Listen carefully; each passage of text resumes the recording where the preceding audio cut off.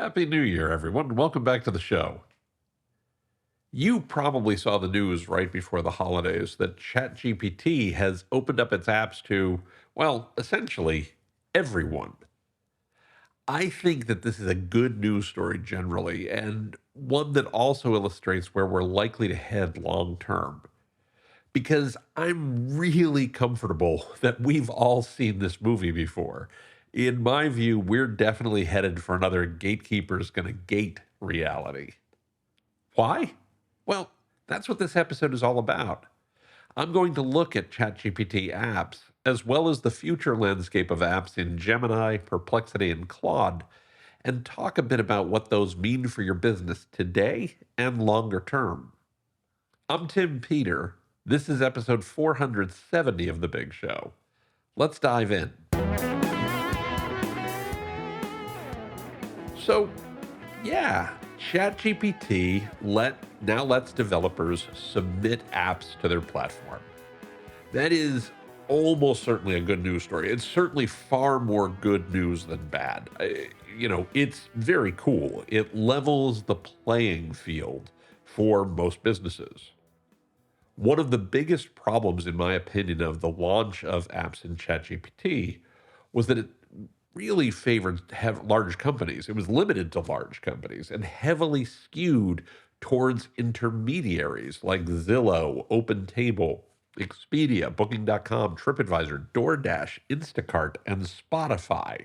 You know, gatekeepers of some size or other, right? But by opening apps up to the world, and of course with moderation to ensure that your app meets their various guidelines, now apps in ChatGPT aren't just for Expedia and Booking and Zillow and the like any longer. There are some downsides, and I'm going to come back to that shortly, and more importantly, what you can do about those downsides. But overall, this is a really good thing. This is really, really beneficial and puts you, at least in theory, on an even playing field with some of the biggest players in many different verticals. Another huge benefit is that it's almost always great when companies are forced to compete with, when potential gatekeepers are forced to compete with one another. You have more opportunity to show up and usually have lower cost to do so, at least in the short time, when there are two or more big players in a space. So having ChatGPT provide all these different apps puts a little bit of a limit on Google in some ways that could make your costs lower there in the near term. When ChatGPT limited the apps to its partners, it automatically positioned them as gatekeepers. And that's not great. Why? Well, say it with me now. Gatekeepers gonna gate. One of the reasons that Google and Facebook and Amazon have gotten away with treating businesses and advertisers, and sometimes computers, like crap for so long is that there really isn't another significant player in the areas they work in to keep them from treating people like crap. Back in the dark ages of hospitality e-commerce, the very early 2000s, Expedia was a bit of a bully to hotels in the United States because Expedia simply didn't have a credible competitor to prevent that from happening. When Booking.com showed up in the US, though, suddenly Expedia became a much better partner, and the overall ecosystem has been healthier for it over the long term. And of course, both Booking and Expedia really became great partners once Google became a major player in the hospitality value chain. So, yay, competition. One final positive for apps existing is that they provide marketers and e commerce folks and businesses overall a much better path to make sure that they show up on ChatGPT. There will be less uncertainty, less guesswork around how you can actually appear on ChatGPT, a lot less smoke and mirrors, and I would assume, a lot less BS around the kinds of, you have to post on Reddit 3 times a day nonsense we've all seen far too often over the last year or two. Now, these benefits, of course, have their downsides, which I'm going to come to in just a second. But apps on ChatGPT are a positive development overall, in my view. Of course, every silver lining has a cloud, right?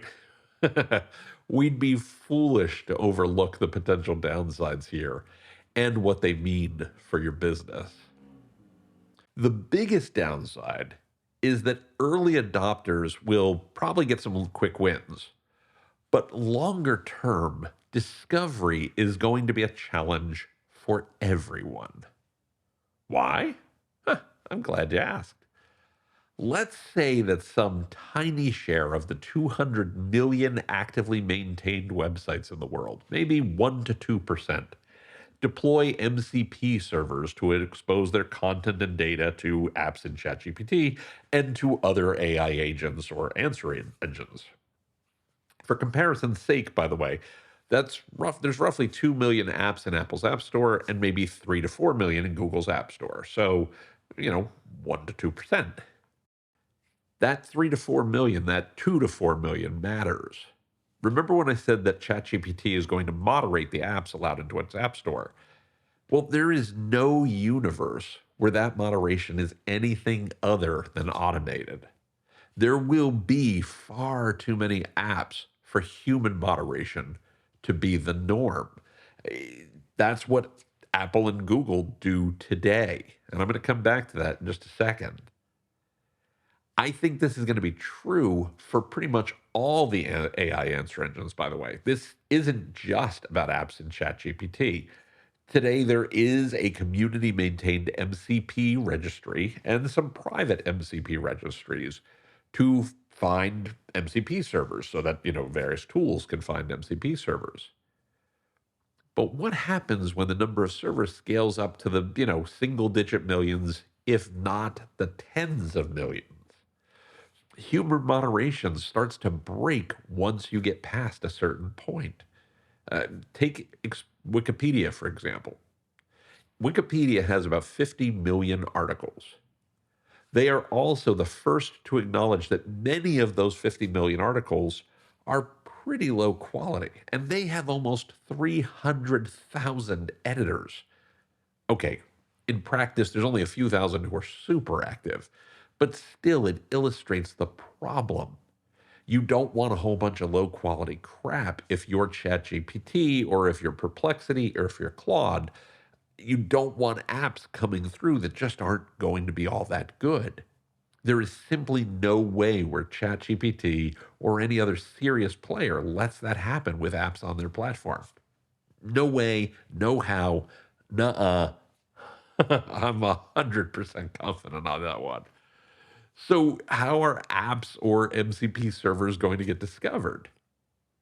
Well, the likely volume strongly implies that there's going to have to be some sort of search engine, an MCP server and search engine, an AI answer engine app search platform. And that implies another gatekeeping opportunity.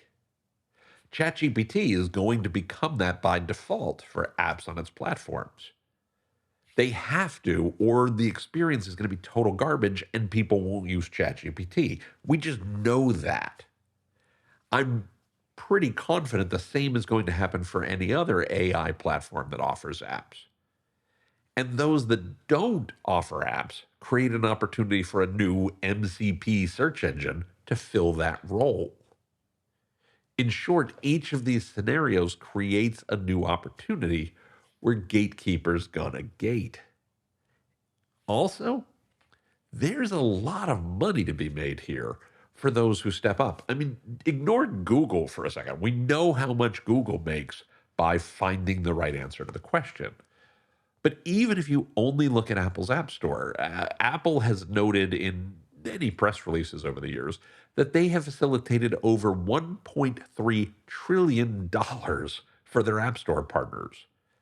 And while they don't break out their App Store revenue, they don't tell you exactly how much they make, their services revenue, of which the App Store is a big component, is somewhere over $100 billion per year. That's not nothing, right? That's a pretty big deal. So being found in app stores is a reality unto itself. There's a whole category of app store optimization techniques that exist for Apple and Google's app stores. If you're not familiar with these, they're like SEO, but for apps. If you want your ChatGPT app to be found, at some point you'll undoubtedly have to learn how to optimize for their algorithm once it exists. Or you'll have to pay them for visibility. Or, and hear me out here, you'll have to convince customers to search for your app by name. Probably all of the above, if we're being honest. Does any of this sound familiar to you? I don't actually think I'm making a bold prediction. I think this reality is inevitable. Now, usually in the show, this is the part where I tell you why I could be wrong or what my confidence level is or how much would I bet on this specific thing coming to pass. And I fully recognize that when you have a hammer, sometimes everything looks like a nail. So, sure, I suppose that I could be applying my thinking that I've done in other situations to a fundamentally different situation. I just don't think that's likely in this case, though. I feel pretty good about this one. And the reason I feel pretty good is because this is a fundamental pattern of information products just being applied in a brand new context. As I talked about in my book, Digital Reset, the world has gone through this same pattern again and again and again. Libraries and card catalogs, phone numbers and phone books, the internet and search engines, human beings and social networks, mobile phones and app stores, and so on. Once a sufficient volume of information exists, books, phone numbers, websites, human beings, apps, what have you, the problem isn't that the information you want isn't out there. The problem isn't that the information you want doesn't exist. Instead, the problem is finding the information you want. And, of course, for businesses, for marketers, being found among all the other choices that exist. That's the actual problem. ChatGPT apps and MCP servers are all simply sources of information. So the same pattern is going to apply. We're obviously not there yet. I mean, ChatGPT only announced this a couple of weeks ago. But at some point, and probably sooner rather than later, making sure that your app or MCP server gets found by whomever you want to find it is going to be your single biggest challenge of making these work for your business. Just like SEO or just like App Store optimization, if you're doing that. Most commercial platforms tend to solve for this longer term problem, by charging for preferred placement. Again, sound familiar? Gatekeepers gonna gate, man. That's what they do. And they're going to drive up your cost of being seen. So the question I would be asking right now, the question I am asking right now, is what do we do about all of this? What should you do about all of this? Well, first, you probably should be thinking about whether a ChatGPT app makes sense for your business. Spoiler, I'd argue that it does. Not least because you'll need an MCP server for a ChatGPT app or essentially any other AI answer engine out there that you want to show up on. The MCP server is rapidly going to become table stakes. Maybe some technology surpasses it in the longer term, but today that is the game. Second, I would take some time and review ChatGPT's App Store guidelines. I'll link to them in the show notes, and this shouldn't surprise you given what I've been talking about. but they look remarkably comparable to existing App Store guidelines for Apple and for Google. Funny how that works, isn't it?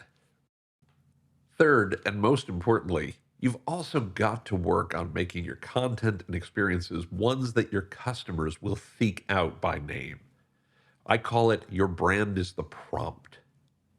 Otherwise, you're just moving towards a world where you're going to have to pay ChatGPT or whatever AI tool your customers prefer for your brand and business to get seen. Just like we did with search, just like we did with the internet, just like we did with, I don't know, just about everything else that's happened over the last 20 years. So maybe this time we plan ahead to make sure we don't have to pay for every customer. Maybe this time we start building a brand our customers seek out intentionally. When customers ask for you by name, that's how your cost of acquisition goes down longer term. That's what I mean when I say your brand is the prompt in the age of AI. That's why your brand is the prompt matters. So to sum all of this up, I think that ChatGPT apps opening up to everyone is a capital G, capital T, good thing for brands and businesses that want customers to connect through ChatGPT. I think it'll also likely push other AI engines, answer engines, to do something similar. And it's almost certainly worth doing the work and testing for your business.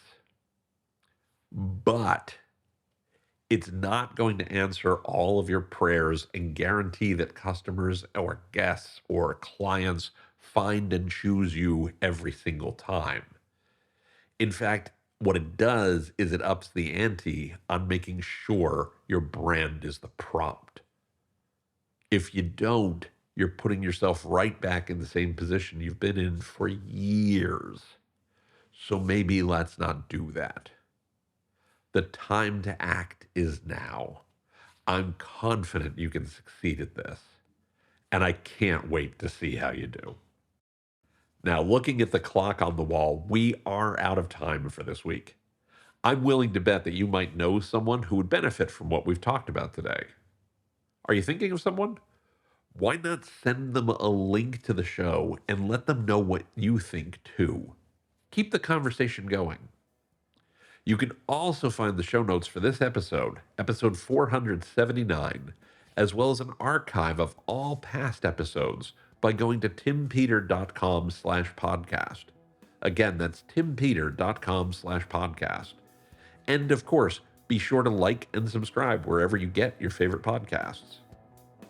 If you're looking for something new to read, I'd love to suggest Digital Reset, Driving Marketing and Customer Acquisition Beyond Big Tech, and written by me. It dives into today's topic in even greater detail. Make sure you pick up a copy, share it with your friends, and let them know what you think. I would genuinely appreciate your support. Finally, thank you so much for listening. This show would not happen without you. I say that all the time, but it really matters that you're here. I'll be back with a new episode next week, and until then, please be well, be safe, and as always, be excellent to each other. I'll see you soon.